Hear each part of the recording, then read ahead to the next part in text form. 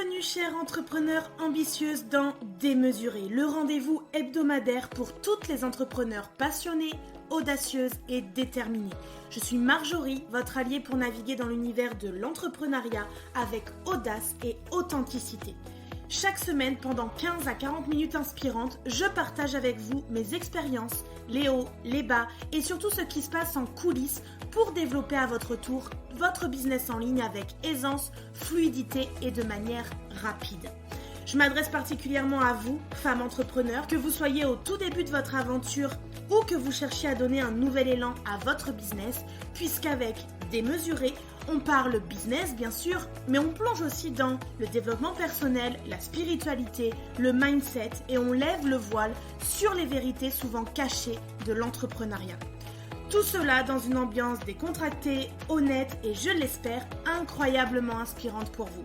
Alors prête à repousser les limites et à créer un business qui vous ressemble vraiment ? C'est parti pour un nouvel épisode de Démesuré. Bienvenue à toutes et à tous dans cet épisode et aujourd'hui j'avais envie d'aborder un sujet qui touche de nombreux entrepreneurs et par lequel j'ai été forcément touchée, c'est la réussite personnelle versus la réussite financière. Alors, qu'est-ce qui est vraiment important dans notre vie ? Est-ce qu'on peut avoir les deux ? Eh bien, c'est de ça dont je veux te parler dans cet épisode. Du coup, avant de plonger dans ce sujet qui est très très vaste, j'ai juste envie de redéfinir ce que sont ces deux termes hyper importants. La réussite personnelle, c'est le fait de se réaliser soi-même. C'est de trouver un équilibre entre vie pro et vie perso. J'en ai déjà parlé dans des précédents épisodes. C'est très important en tant qu'entrepreneur de chercher, d'être en quête de trouver cet équilibre. Et l'épanouissement en fait, dans tout ce que l'on fait, dans tout ce que l'on crée, dans tout ce que l'on initie. Et c'est aussi le sentiment d'accomplissement, le fait de s'accomplir, de s'épanouir et de trouver de la satisfaction dans notre quotidien. Alors que la réussite financière, c'est le fait d'avoir pour nous une entreprise rentable, c'est d'atteindre ou de dépasser certains objectifs financiers, c'est de garantir aussi une certaine stabilité financière dans notre quotidien. Et donc tout ça, c'est une recherche de stabilité économique en fait, purement matérielle. Et forcément, on voit bien qu'il y a un dilemme au quotidien entre notre réussite personnelle et notre réussite financière. Tu te demandes peut-être pourquoi, du coup, c'est un sujet crucial pour les femmes entrepreneurs. Eh bien, tout simplement parce que déjà, il y a une définition qui est variable selon les personnes en termes de réussite. La réussite personnelle et financière, elles ne sont pas définies de la même manière pour tout le monde, tout simplement. Pour certains, la réussite financière, elle est synonyme de sécurité, de liberté, mais aussi d'accomplissement, alors que la réussite personnelle, ça peut être là des réalisations intangibles, comme l'amour, le bonheur, l'épanouissement et cet équilibre entre vie personnelle et vie professionnelle. Donc selon nos priorités dans notre vie, et elles sont changeantes au cours de notre vie, elles peuvent évoluer ces priorités, une entrepreneur, elle peut être motivée au départ par la réussite financière, puis réaliser au fil du temps que le temps passé avec sa famille, que sa santé mentale ou d'autres aspects de sa vie personnelle sont tout aussi, voire plus, importants pour elle au quotidien. Et c'est ce qui s'est passé pour moi. En 2023, j'ai vraiment pris conscience que oui, j'avais besoin d'une réussite financière pour développer mon entreprise, continuer à investir, développer vraiment mon univers professionnel, mais que le temps qui passe ne revient pas. Et donc que je devais profiter de mon fils, de mon mari, de nos sorties en famille, de l'instant présent en fait, tout simplement. Et puis, il ne faut pas oublier aussi qu'on a une certaine pression sociétale parce que la société, elle valorise beaucoup et souvent la réussite financière comme un indicateur de clé de succès. Et donc, ça peut entraîner une pression pour maximiser toujours les profits au détriment du bien-être personnel ou de l'éthique. Moi, je le dis souvent, mon conjoint travaille dans une grosse entreprise française. Et bien, cette entreprise, elle vise à faire du profit, à rentabiliser, à gagner de l'argent, alors que dans leur organisation quotidienne, dans ce qu'ils fournissent au quotidien comme environnement de travail et comme outil de travail, eh bien, il y a des choses qui ne sont pas du tout maximisées. Donc, finalement, ils sont focus sur maximiser les profits avec certains chiffres. Ils ne regardent pas au-delà de leur tableau, de leurs chiffres en tant que tels, mais s'ils optimisaient certains pans de la vie de leurs salariés en termes d'organisation, de planification, d'outils de travail, etc., eh bien en fait les ouvriers, les travailleurs, eh bien ils auraient beaucoup plus de bien-être au quotidien dans le travail qu'ils accomplissent tous les jours. Alors du coup, tu te demandes peut-être pourquoi c'est crucial pour les femmes entrepreneurs d'avoir ce réussite personnelle versus réussite financière. Eh bien déjà, il faut savoir que les femmes, elles sont souvent confrontées à la double charge de gérer une entreprise tout en assumant les responsabilités traditionnelles comme s'occuper de la famille, s'occuper de la maison, des enfants, du ménage, des repas, du linge, etc., etc. Donc ça peut créer un conflit entre poursuivre des objectifs financiers et maintenir cet équilibre personnel dont chacune d'entre nous finalement a besoin. Et ça, c'est très lié aux attentes sociétales, puisque les femmes entrepreneurs, elles sont beaucoup jugées à la fois en tant que professionnelles et en tant que femmes. Et les normes sociétales, ça signifie un peu être une bonne mère, être une bonne épouse, être une femme sans reproche. Mais en fait, ça peut parfois entrer en conflit avec les impératifs du milieu des affaires, le milieu du business, qui est assez compétitif et où on peut montrer aussi qu'on a le droit à l'erreur, qu'on n'est pas parfaite. Et c'est ça qui est important et moi je prône ça, que l'on peut faire tourner des business, être maman, être une épouse, sans être parfaite, en étant, comme je dis, parfaitement imparfaite. Et justement montrer que c'est possible, même si on ne connaît pas tout, on ne sait pas tout, on peut le faire. D'ailleurs, je lisais l'autre jour un article qui montrait que les femmes entrepreneurs ont parfois plus de mal à obtenir des financements, des aides, des partenariats que des collègues masculins en fait, et que ça peut les pousser à privilégier la viabilité financière de leur entreprise au détriment de leur aspiration personnelle, parce qu'elles se disent ok, il vaut mieux que j'aille chercher l'argent, la réussite financière comme je peux arriver à l'avoir en tant que telle, plutôt que de chercher à me développer moi personnellement dans mon entreprise. Et dans certains secteurs ou dans certaines cultures aussi, parfois la réussite financière elle peut être perçue comme une validation un petit peu de notre légitimité, la légitimité de la femme avant tout, mais la légitimité de l'entrepreneur, ce qui va du coup nous pousser à prioriser aussi cet aspect. Et moi je sais que c'est très très très très très puissant chez moi que de penser que travailler dur m'amènera de l'argent et que avoir de l'argent me fera reconnaître dans cette société. Du coup, beaucoup de femmes entrepreneurs vont rechercher une approche du business qui va être authentique, qui va refléter leurs valeurs, et c'est ce que moi j'apprends à faire dans mes programmes. Le but, c'est que vous puissiez ressentir de l'épanouissement, du bonheur, de la réalisation de vous-même, plutôt qu'une tension entre cette authenticité et les exigences en fait du business en ligne et surtout les exigences financières de notre société. Donc le dilemme entre réussite personnelle et financière est crucial pour les femmes entrepreneurs parce qu'il vient toucher à des questions très profondes, que ce soit des questions d'identité, de valeur et d'équilibre. Si tu t'es pas posé ces questions, je t'invite vraiment à te les poser pour pouvoir t'épanouir toi aussi dans ton quotidien. Et d'aborder ce dilemme, ça va vraiment permettre de reconnaître les défis uniques auxquels on est confronté en tant que femme et en tant qu'entrepreneur féminine et d'ouvrir la voie finalement à des solutions qui vont être beaucoup plus nuancées, beaucoup plus équilibrées selon ce que l'on veut mettre en avant. Moi, j'ai beaucoup de femmes entrepreneurs dans mes clientes avec qui on discute de cet équilibre, etc. Si on prend par exemple Céline, elle a toujours privilégié la réussite financière. C'est-à-dire qu'elle a travaillé d'arrache-pied, elle a vu les chiffres de son entreprise grimper, mais du coup, à un moment donné, elle s'est demandé à quel prix. Et donc, elle me disait qu'elle avait un peu sacrifié de nombreux moments avec sa famille, avec ses amis, mais surtout avec ses enfants, et même parfois sa santé. Et donc, elle m'a vraiment confié que maintenant, elle voulait rechercher cet équilibre, travailler pour atteindre cette réussite financière, oui, mais garder du temps avec ses enfants, sa famille, son mari, pour pouvoir se réaliser personnellement, se sentir bien dans sa vie, etc. C'était d'autant plus important pour elle. Mais si on prend par exemple...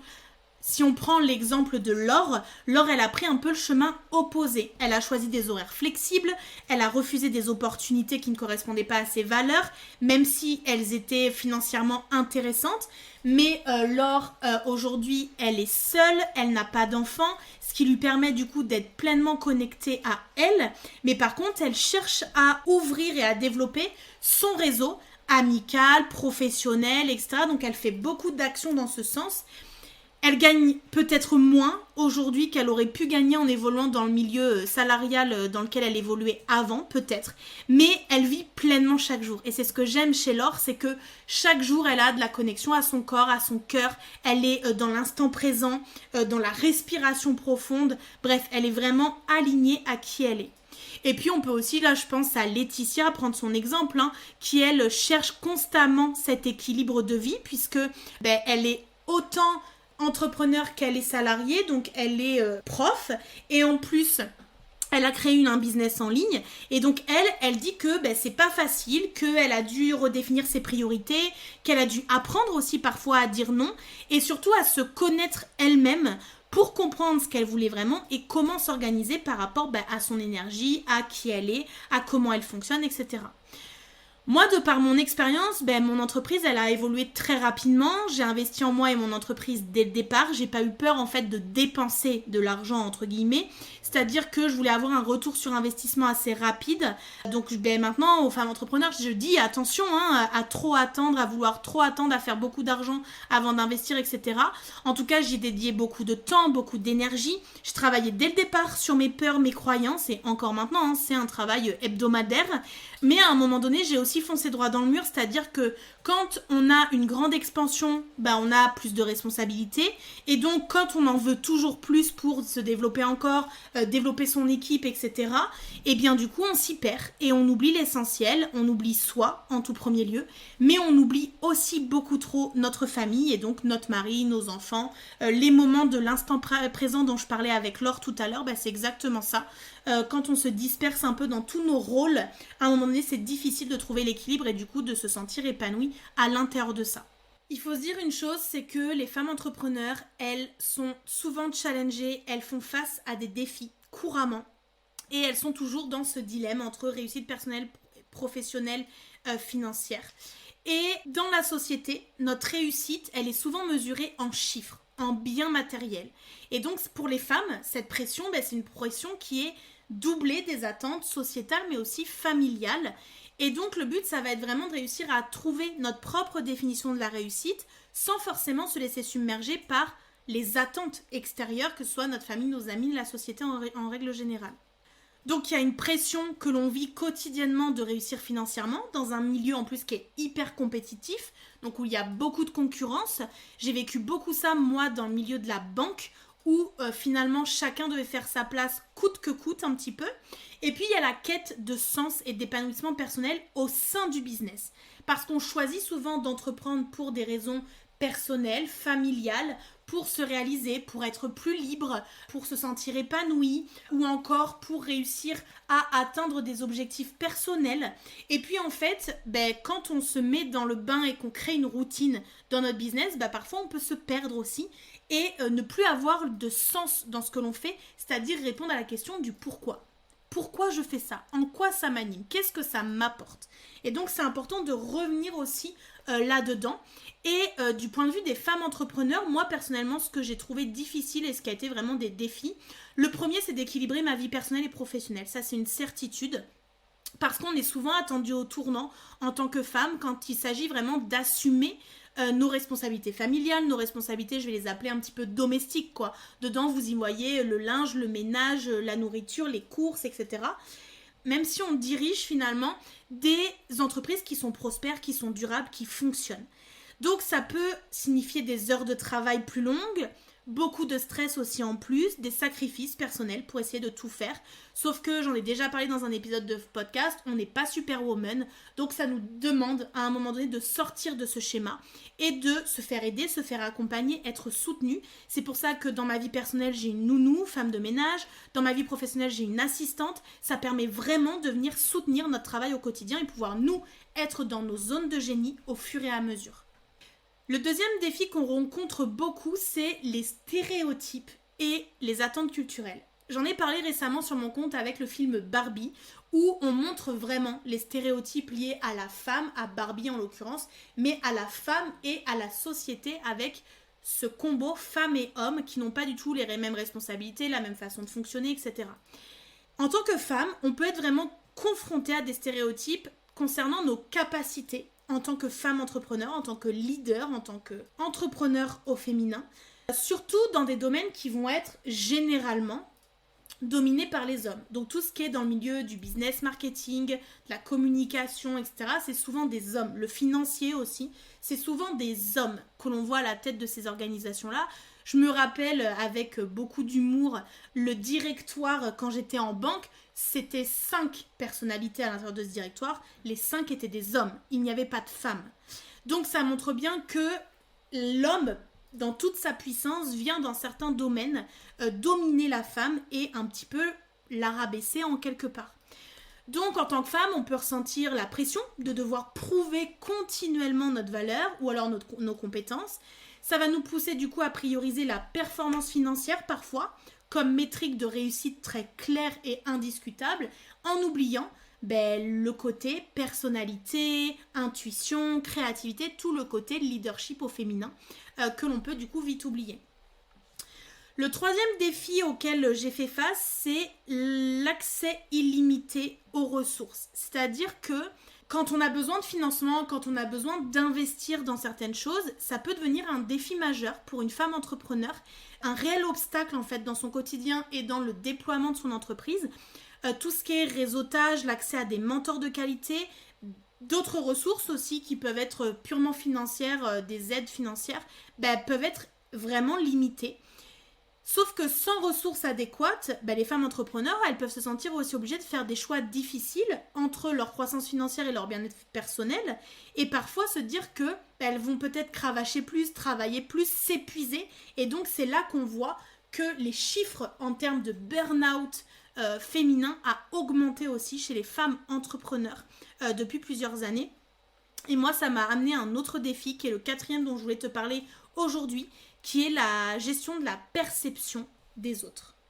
Dans de nombreux milieux, les femmes, elles réussissent financièrement parce qu'elles sont vues différemment de leurs collègues masculins, mais elles peuvent aussi être qualifiées d'agressives en termes de marketing plutôt que d'ambitieuses, alors que des femmes qui vendent en ligne, des femmes qui se montrent, qui se rendent visibles, qui s'exposent, elles ne sont pas forcément agressives, simplement elles osent, elles s'assument et donc pour moi, elles sont ambitieuses. C'est pour ça que ma communauté, elle s'appelle les entrepreneurs ambitieuses, dont tu fais partie forcément, parce que pour moi, dès lors que l'on est une femme entrepreneur, qu'on ose se rendre visible, gagner de l'argent et assumer sa légitimité, c'est exactement les fondements de mon accompagnement Expanser qui permet l'expansion des femmes. En fait, c'est exactement les fondements d'une femme ambitieuse qui a besoin d'évoluer, elle aussi, selon sa propre vision des choses. Bien sûr que ça peut amener encore une fois la femme à des dilemmes complètement internes où elle va se demander si elle doit modérer son approche pour être mieux acceptée, faire les choses pour être mieux aimée par les autres. Et donc, ça peut freiner clairement son expansion financière, son expansion personnelle, son expansion tout simplement en tant qu'être humain et en tant qu'entrepreneur. Du coup, il y a un sujet qui est venu très rapidement sur la table après ça et qui a été un défi à ce moment-là. Ça a été de trouver ma propre définition de la réussite. Parce qu'en fait, je suis dans un monde où on valorise les indicateurs tangibles de réussite et c'est ce qui m'a dégoûtée du milieu de la banque. On met en avant les revenus, une taille d'entreprise, mais ça peut être aussi un chiffre sur de la satisfaction, un nombre de ventes, un nombre d'heures passées à travailler, etc. Et ça peut vraiment être difficile pour les femmes de définir la réussite dans leurs propres termes et avec une définition beaucoup plus équitable, une définition beaucoup plus féminine, dans des énergies beaucoup plus de douceur et d'harmonie. Donc il peut y avoir un système d'insatisfaction chronique, Parce que dès qu'on fait quelque chose, on est insatisfaite, même s'il y a une réussite financière et qu'il n'y a pas un sens profond dans ce que l'on fait, qu'on ne sait pas pourquoi on le fait, on ne se sent pas réalisé d'un point de vue personnel en ayant fait ça. Donc ça va être important aussi que tu prennes conscience de tout ce que tu crées au quotidien, de te satisfaire de tout ce que tu es et tout ce que tu fais aujourd'hui et de pouvoir ensuite te déployer au fil du temps, mais surtout de pouvoir célébrer tout ça au fur et à mesure et que toi, tu es un élément de réussite et tu es une preuve de réussite aux yeux des autres. Le 6e et dernier défi que j'ai rencontré, c'est l'intégration de l'authenticité et de mes valeurs dans mon business. Ça a été challengeant au départ de rencontrer des entrepreneurs qui ne voyaient que par les chiffres, que par les résultats, que par la force, le travail passionné sur de nombreuses heures. En gros, c'était travailler plus pour gagner plus, c'était ça. Moi, j'ai voulu vraiment avoir une approche du business authentique pour pouvoir vraiment montrer que quand on prend des décisions selon nos valeurs, eh bien, on peut générer beaucoup de profit parce que c'est aligné à nous et que notre monopole magnétique, qui est le centre G en Human Design, il vient attirer à nous les personnes, les événements, les situations, les lieux dont on a besoin pour pouvoir s'expanser. Donc forcément qu'il y a des conflits internes et externes, mais dès lors qu'on prend des décisions difficiles en tant que femme entrepreneur, on s'impose. On fait des choix, on assume qui l'on est, et du coup on se révèle, et plus on se révèle, plus on s'assume, plus on montre qui l'on est, plus on inspire les autres, et dans ce cas-là, plus on explose au niveau de notre notoriété. Et la notoriété dans le milieu du business, c'est hyper important. Dès lors que vous travaillez ces défis, alors il y en a pas mal d'autres, mais moi je voulais vraiment vous donner les 6 principaux. Dès lors que vous travaillez ces défis-là, que vous les mettez en lumière déjà, que vous en prenez conscience et qu'ensuite vous les travaillez, vous pouvez vraiment développer une meilleure compréhension de vous-même, de l'empathie aussi vis-à-vis de vous-même et des autres femmes entrepreneurs, et vous pouvez du coup créer des solutions et des ressources pour venir soutenir votre parcours, parce que votre parcours entrepreneurial, il est unique, il vous ressemble. L'important, c'est que vous puissiez trouver l'équilibre entre votre business et votre vie personnelle. Donc justement, moi j'avais envie de vous donner 2-3 tips par rapport à cette reconnexion à soi pour trouver l'équilibre dans sa vie. La première chose, la base, c'est de se connaître. Donc questionnez-vous sur qu'est-ce qui vous rend heureuse, qu'est-ce qui vous motive, et vraiment répondez à ces questions comme si ça allait être une boussole qui allait guider vos décisions et que c'était vraiment profond à l'intérieur de vous de ressentir ce que ça vous apportait. Ensuite, ça va être d'établir des limites. Apprenez à dire non. On se fait tous avoir et bouffer à un moment donné dans notre vie entrepreneuriale. Si on a le focus seulement sur la réussite financière, on va pas savoir dire non, on va toujours en faire plus, sauf qu'on va s'oublier en tant que femme, en tant que mère, épouse, etc. Donc assurez-vous d'avoir du temps pour vous. Moi, toutes les semaines, j'ai des blocs temps pour moi, d'introspection, des moments off, mais aussi pour votre famille et aussi pour vos passions. Moi, je suis quelqu'un de très créatif, j'aime beaucoup créer et depuis quelques années, je ne fais plus d'activités manuelles créatives comme j'aimais le faire avant et comme j'aime toujours le faire. Et j'avais toujours l'excuse de oui, mais maintenant je suis maman et puis maintenant je suis entrepreneur. Donc tout ça, ça prend du temps, donc je ne peux pas me faire plaisir à moi, donc je ne peux pas faire d'activités créatives. Sauf qu'en fait, je me suis rendu compte par rapport à mon smartphone que je passais environ 6 heures par jour sur mon téléphone. 6 heures par jour, c'est énorme, et en même temps pas tant que ça, puisque c'est mon métier à plein temps. Donc je passe du temps à créer du contenu, à être en live, à répondre à mes clientes, etc. Donc sur une journée de travail, ok, que j'y passe 3-4 heures, c'est ok. Mais ça veut dire que tout le reste du temps, c'est du temps que je passais à scroller les réseaux sociaux, à regarder des lives, Instagram, Facebook, TikTok, peu importe. Et donc c'est du temps où je ne me nourris pas, mais où je m'abrutis à suivre des gens, à regarder des gens faire des choses et en fait à moi ne pas me réaliser en tant que personne. Donc j'ai décidé qu'en 2023 c'était le grand retour des activités créatives pour moi et donc je m'éclate à venir créer des choses avec mes mains, à réfléchir à des conceptualisations, à des projets créatifs que je peux réaliser pour moi, pour ma famille, mais aussi pour offrir aux gens. Et donc ça me permet aussi de distribuer mon amour, ma simplicité, mon humilité, etc. par mes créations. Donc, veillez vraiment à avoir du temps pour vos passions, c'est essentiel. Ensuite, une des clés vraiment qui a été importante pour moi, ça a été d'investir en moi dès le départ. Ça peut être des formations, ça peut être du coaching, prendre du temps pour vous. Ça peut être des investissements vraiment en tout genre, même financiers. Mais en tout cas, l'investissement le plus rentable, c'est l'investissement sur vous-même. Vous êtes la personne à déployer et à développer le plus dans votre quotidien et dans votre entreprise. Donc, investir en vous, ça ne sera jamais perdu. Ne cherchez pas à avoir un retour sur investissement d'un coaching business. Ne cherchez pas à avoir un retour sur investissement d'un coaching personnel. Ne cherchez pas de résultats tangibles. Cherchez les résultats à l'intérieur de vous. La transformation, les ressentis, tout ce que vous allez pouvoir vivre à l'intérieur de vous sera ce que vous aurez rentabilisé de ce coaching. La transformation, l'élévation à l'intérieur de vous, ce sera le plus important. Et puis le dernier petit tip, c'est vraiment de construire une équipe. Moi, depuis que j'ai femme de ménage, nounou, assistante à l'entreprise, etc., c'est quand même un vrai plus, un vrai soutien qui vient m'aider au quotidien sur des tâches où j'ai pas le temps, où c'est vraiment galère pour moi, où c'est pas ma zone de génie, où j'aime pas forcément faire, etc. Et donc elles me permettent, ces personnes-là, de pouvoir avoir des temps de qualité avec moi-même, mais aussi avec mon fils. Et ça, c'est le plus beau cadeau que je pouvais me faire en tant que femme et en tant qu'entrepreneur. Du coup, moi, si je regarde en arrière et si je regarde dans le rétroviseur, je pense que sur mon chemin entre le moment où je suis devenue maman et aujourd'hui, et où vraiment j'ai mis en place, en tout cas j'ai tenté de mettre en place cet équilibre entre ma réussite personnelle mais aussi ma réussite financière et donc ma réussite business, qui était un réel défi quand je suis devenue maman et entrepreneur. Je me suis toujours dit, tu n'y arriveras pas, tu seras pas assez bonne, etc. Du coup, je suis passée par plusieurs étapes et aujourd'hui, j'avais envie de vous donner à peu près les 7-8 grandes étapes par lesquelles je suis passée qui peuvent du coup vous servir, vous aussi à votre tour, pour essayer de trouver cet équilibre-là. La première étape, ça a été de définir mon propre succès. Donc, j'ai pris vraiment un moment pour réfléchir à ce que signifiait le succès pour moi. Est-ce que c'était une certaine somme d'argent ou est-ce que c'était la liberté de passer du temps de qualité avec ma famille, mon fils, de faire l'école à la maison, d'avoir une nounou à la maison, de travailler avec une assistante à la maison. Tout ça, ça a été vraiment des vraies questions en termes de définition de mon propre succès et quels étaient vraiment les projets passionnants dans lesquels je m'étais vraiment donnée. Et ça m'a vraiment appris qu'est-ce qui comptait vraiment pour moi. Ça m'a orientée aussi en termes de décisions à prendre dans mon entreprise pour aller vers des objectifs personnels et professionnels beaucoup plus profonds par rapport à qui j'étais. Et puis ensuite, ça m'a demandé de pouvoir établir des frontières très claires.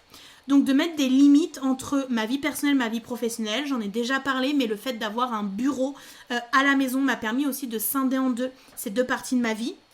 Donc ça m'a aidé aussi à mettre en place des horaires de travail, d'avoir des jours de congé régulièrement, des semaines de vacances régulières. Mais voilà, d'avoir vraiment mon espace dédié énergétiquement, de plus avoir le boulot dans la maison, puisqu'avant il était dans ma chambre. Et bien du coup, ça m'a vraiment permis de le sortir de ma tête et qu'une fois que je quitte mon bureau, énergétiquement, mon corps a quitté le bureau, donc je quitte le travail. Et donc je prends après le temps pour ma vie personnelle, ma vie de maman, etc. etc. Donc ça m'a amené ensuite à aller chercher du soutien, à aller chercher des équipes. Donc j'ai embauché des personnes dans mon équipe, dans mon business. Donc j'ai des mentors, j'ai des personnes en énergétique. J'ai du coup mon assistante qui est là vraiment pour tout le travail d'assistanat technique, stratégique, créatif, administratif. Et puis moi, j'ai rejoint des groupes d'entrepreneurs. J'ai fait appel à plusieurs associations pour être entourée de femmes qui avaient les mêmes défis, les mêmes dilemmes, les mêmes questions que moi et qui traversaient les mêmes choses que moi pour justement pouvoir avancer beaucoup plus sereinement. Ensuite, la quatrième étape, je dirais qu'il y a eu vraiment un gros développement de mon mindset, de mon état d'esprit et donc je suis allée vers beaucoup plus de pleine conscience dans ce que je faisais, donc la méditation, la tenue d'un journal, donc je le fais pas forcément tous les jours, mais quand j'en ai besoin ou quand j'en ai envie. Ça peut être la respiration consciente aussi, que j'ai intégrée dans ma routine quotidienne ou hebdomadaire, on va dire, puisque moi je suis pas de routine vraiment quotidienne, mais chaque semaine j'ai des temps dédiés pour moi.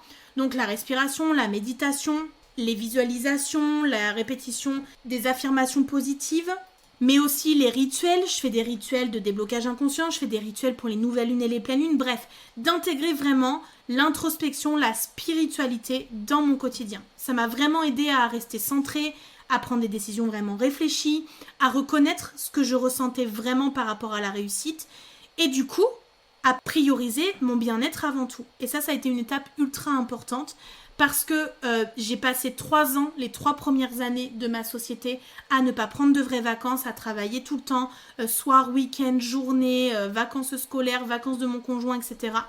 Donc que ce soit pour mes clientes ou que ce soit pour moi, mon développement d'entreprise, à un moment donné, c'est important aussi de réussir à couper, de prendre du temps pour soi, que ce soit pour faire de l'exercice, des balades, suivre une passion. Je vous parlais tout à l'heure de création manuelle, mais ça peut être aussi lire un bouquin, écouter des podcasts, regarder une série ou tout simplement se reposer. Et j'avoue que réussir à se reposer, à prendre du temps pour soi, c'est pas chose gagnée quand on est entrepreneur et encore moins quand on n'y fait pas attention, mais ça nous mène très vite au burn-out, en tout cas à l'épuisement professionnel. Et donc là, vraiment de prendre soin de soi, je me suis rendu compte que ça donnait un esprit et un corps sain qui me permettait du coup prendre des décisions vraiment équilibrée, d'avoir une meilleure qualité de vie au global et donc de moi me sentir beaucoup plus calme, épanouie à l'intérieur de moi, beaucoup plus sereine et aussi beaucoup plus m'affirmer en tant que personne. La 6e étape par laquelle je suis passée, c'est la flexibilité et l'adaptabilité, puisque le monde de l'entrepreneuriat est en constante évolution et que notre vie personnelle est aussi en pleine mouvance tout le temps. Donc c'est important d'être prête à revoir nos objectifs, à revoir aussi nos stratégies au fur et à mesure qu'on avance et au fur et à mesure que les circonstances et l'environnement changent et évoluent. Et ça permet vraiment de rester résiliente, de naviguer aussi avec succès entre les hauts et les bas, parce qu'on vit régulièrement des bas. Je vous en parlerai prochainement dans un autre épisode de podcast. Mais ces moments de down, c'est des moments qui sont des moments de contraction pour pouvoir vivre une nouvelle expansion. Et donc ils sont ultra importants, mais ça demande en effet d'être flexible et adaptable au quotidien.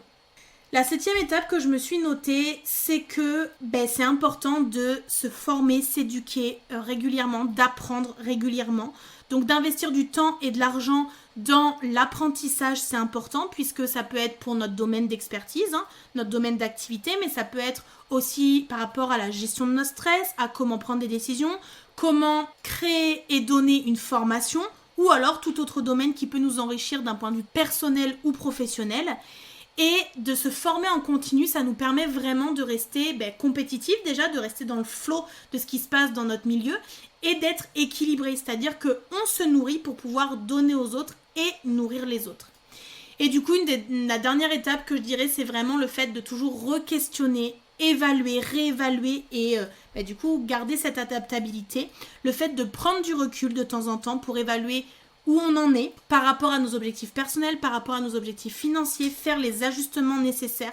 C'est important parce que ça nous permet de nous assurer qu'on reste sur la bonne voie, de ne pas trop s'éloigner de ce qui compte vraiment pour nous à l'intérieur de nous, c'est notre pourquoi intérieur. Et du coup, tout ça m'a permis vraiment de trouver un équilibre en tout cas plus harmonieux, même s'il y a des déséquilibres encore parfois, mais c'est normal puisqu'on est toujours en quête de l'équilibre parfait à un moment donné pour nous. Mais du coup, voilà, d'avoir un équilibre beaucoup plus harmonieux entre notre réussite personnelle, notre réussite financière, tout en s'épanouissant dans les deux domaines. Parce que les deux sont importants pour nous en tant que femmes et en tant qu'entrepreneurs quand on a choisi d'entreprendre. Donc tu l'auras compris, cet équilibre entre la réussite personnelle et financière, c'est un voyage continu, c'est une danse un petit peu délicate entre aspiration interne et exigence externe. Dans le monde de l'entrepreneuriat où la performance, les chiffres peuvent souvent dominer le discours, notre personnalité, qui l'on est, ça va être vraiment essentiel de se rappeler que la véritable mesure du succès, elle est profondément personnelle, que vous devez définir votre notion du succès. Et que pour de nombreuses femmes entrepreneurs, le chemin vers cet équilibre est parsemé d'obstacles supplémentaires, alimentés par des attentes sociétales, on l'a vu, des stéréotypes, mais aussi des défis, mais que ces défis peuvent aussi servir de catalyseur pour une introspection beaucoup plus profonde, une définition plus authentique de ce que ça signifie vraiment pour nous de réussir, et aussi de mettre l'authenticité au service de notre vie et de notre business. Donc en fin de compte, la réussite financière, elle est très gratifiante, mais ce n'est qu'une facette du tableau qui lui est beaucoup plus large. Celui du succès est beaucoup plus large. Et donc notre richesse matérielle, s'il n'y a pas d'épanouissement personnel à côté, on peut se sentir vide en fait si on n'a que cette richesse matérielle. Alors que la plénitude personnelle, si on n'a pas la stabilité financière, ça peut être une source, elle, d'anxiété pour le coup. Donc il faut constamment être dans la recherche de l'harmonie entre ces deux domaines, qui est en fait la quête ultime de toutes les femmes et femmes entrepreneurs. Donc chaque femme entrepreneur doit forger son propre chemin, doit définir ses propres critères, trouver ce point d'équilibre qui lui apporte à la fois satisfaction personnelle et succès professionnel.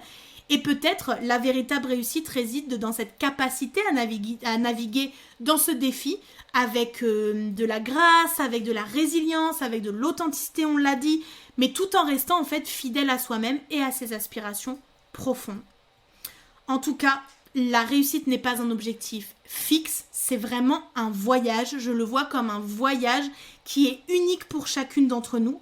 Et mon souhait pour vous, c'est vraiment que vous trouviez cet équilibre qui vous rendra heureuse, épanouie et qui, oui, assurera aussi la prospérité de votre entreprise. Merci d'avoir écouté cet épisode. Si cet épisode vous a plu, n'hésitez pas à le partager autour de vous et laissez-moi un commentaire et 5 étoiles. Ça me motivera à vous préparer plein d'autres épisodes inspirants. Et d'ailleurs, on se dit à la semaine prochaine pour le prochain épisode.